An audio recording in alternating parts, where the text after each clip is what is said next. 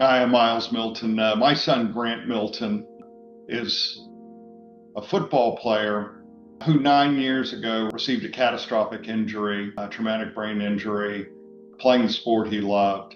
Grant was carted off the field in a playoff game and remained in a coma in the hospital for 3 weeks and was minimally conscious for about another 6 weeks. Today, 9 years later, Grant is in a facility.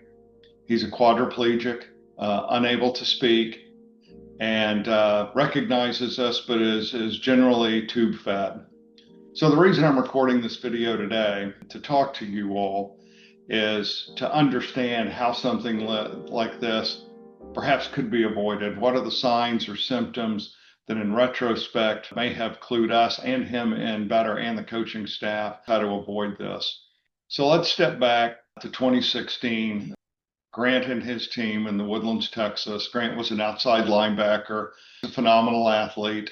It was one of the all-time leaders in sacks for the Woodlands High School, as well as on the top 20 list of interceptions. And so one of the things when you get to the playoffs, I'm sure every one of you watching this video thinks is, when you get to that point, you're a competitor. Grant was one of the most fierce competitors I had seen, but certainly representative of any committed athlete. And 12, 13 weeks into the season, you're playing with injuries. I played football. We all played through injuries, and that's what we're taught. You play together as a team, and this was a tight-knit team. You don't want to let your teammates down. You don't want to be the one that ends your season, which at this point was a record season for them. They were undefeated on their way to the state championship playoffs.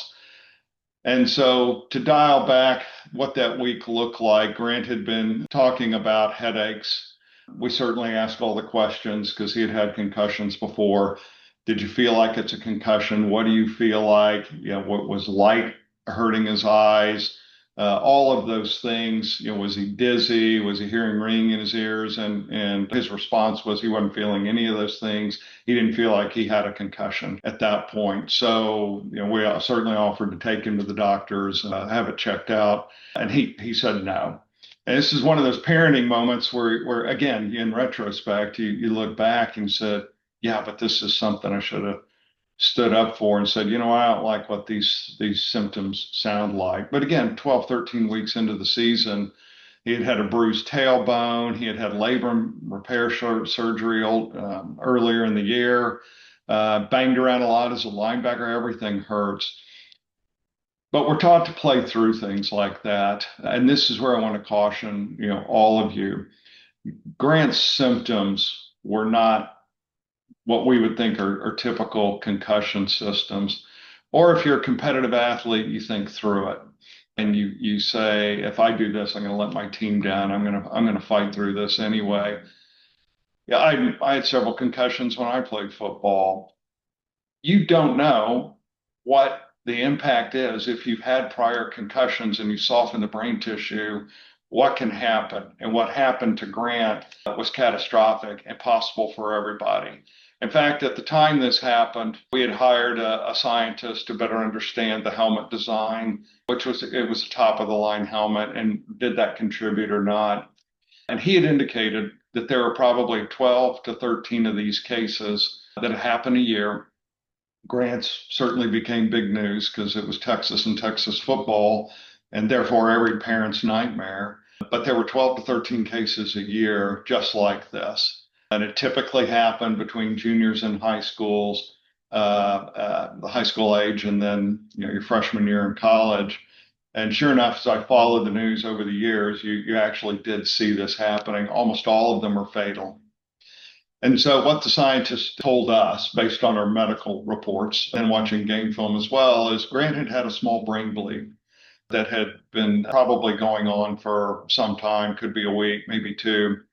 And almost all these catastrophic accidents happen when you hit your head on the back of the turf. That is the least protected part of a football helmet, and where nearly all of these things take place.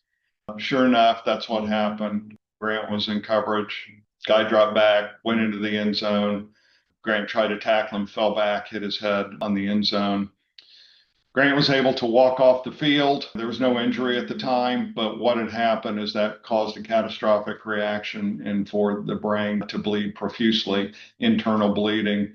Walked over to the sidelines, started vomiting, became incoherent, and collapsed. And that's when they called us down to the field, and then they brought the ambulance in.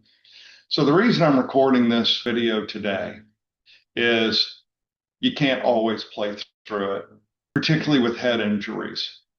Not only can you do more damage, it's life altering and life changing. Grant was an amazing kid. I do say was because he's obviously not the same child today.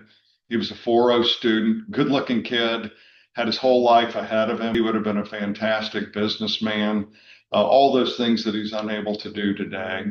Grant's about 6'2" now as well. But his life changed, our life changed. We didn't think he would survive the night with the surgery. He's probably had at least 10 surgeries since. He lives in a facility. And so if you're watching this right now, you can't think that this is possible, but it is. And if you're thinking at 18 years old or 17 years old, Grant was 18, that this can't happen to you, it did and it does. So playing through head injuries is serious business. Take the time. It's only a game. I guarantee you, if Grant could respond, he wish he would have never done that because his life is certainly a shadow of what it could have been. Number one. Number two, his lifespan will be short. He is now 26 years old. His lifespan will not be the same. So thank you very much for listening to the story and listen to your body. Thank you.